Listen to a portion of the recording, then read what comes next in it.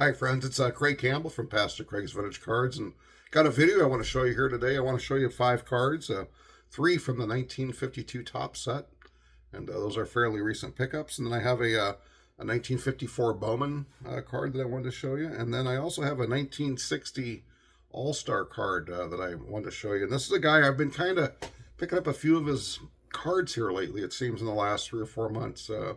Nowhere close to a player run, but just seems like I'm picking up a few of his cards and have a little bit more of appreciation for him, I guess, as a player.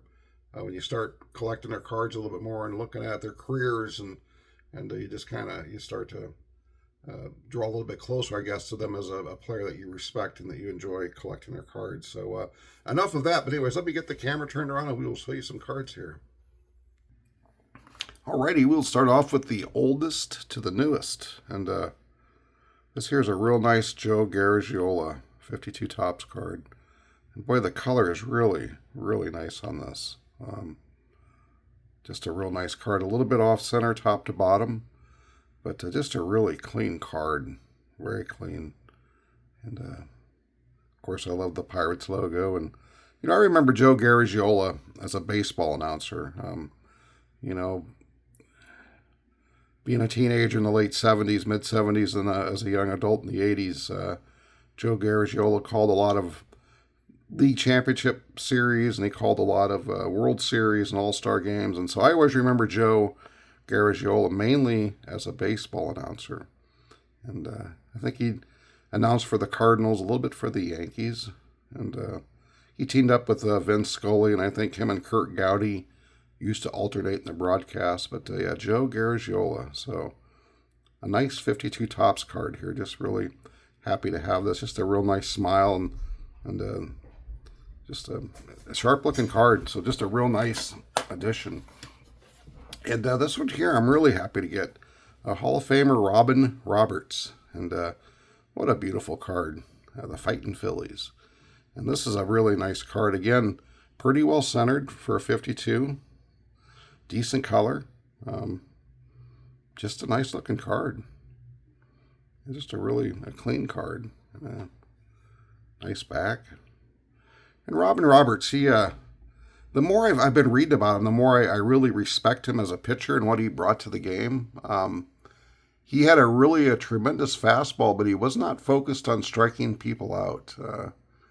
But he also gave up a lot of home runs, but so many of them were solo home runs. I was reading in a book, it's pretty amazing where he stands on the amount of solo, of the home runs he gave up, how many of them were solo home runs, which is kind of an amazing thing. And in a way, there's a link with the Eddie Matthews collection, because the game that my father went to see in 1955 in Milwaukee County Stadium, it was against the Philadelphia Phillies and the Milwaukee Braves, and Robin Roberts was pitching when he gave up 2 home runs to Eddie Matthews. And my dad, who is now 88, remembers that pretty clear, seeing a young Eddie Matthews hit 2 home runs. And he has no idea who the pitcher was, but with all the internet now, we can go back and look. But it was Robin Roberts who gave up those 2 home runs to Eddie Matthews. And but I'm just happy to have this Robin Roberts card in the collection. And finally, Del Crandall with the Milwaukee Braves. Now, Del Crandall's got a special place in my heart. When I was a young boy, in 1973 or 4, he was the manager for the Milwaukee Brewers. And I can remember listening to the games on the radio or going to the games in person, but I guess more from the radio, like when he'd come out for a pitching change. Here comes manager Del Crandall out of the dugout. And of course, at the time, I had no idea the quality of baseball player he was, or really what he meant to the Milwaukee Braves. The Braves, of course, had Hank Aaron and Eddie Matthews, but Del Crandall was kind of the glue that held that team together. He was a true leader, and he just was a really solid baseball player. He was a solid catcher. I'm not saying he's Hall of Fame worthy, but really probably from 1953 or 4 until 62 or 3, Del Crandall was probably, in the top 2 or 3 catchers in the National League. He was just a real quality Major League Baseball player, and he had some really important hits for the Braves during their championship runs. And again, he was kind of one of those guys that kept the team together. And just a real beautiful card here. This is a nice card. So real happy to have Del Crandall in the collection. And then here's another Hall of Famer, Hoyt Wilhelm, 1954 Bowman. Just a really nice card. And seem to have a few Hoyt Wilhelm cards in the collection. And but this here is a pretty nice one here. And nice 54 Bowman. Hoyt Wilhelm card. Happy to add that. And then last but not least is this 1960 Louis Aparicio All-Star card. And a nice PSA 7. Really happy to get this card. Not in the, I mean, it's card number 589, so card number 559.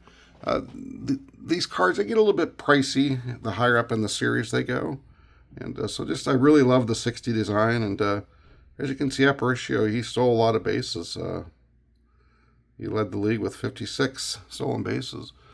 And a heck of a fielder, probably one of the best fielders at shortstop in the American League at that time. And so, yeah, the Louis Aparicio collection's kind of grown, but just real happy to add that to the collection. But that's all I've got for you. I just wanted to show you these 5 cards here that I've recently picked up, and they're just a solid addition to the collection. Guys, keep on collecting, enjoy the hobby, and we will talk later.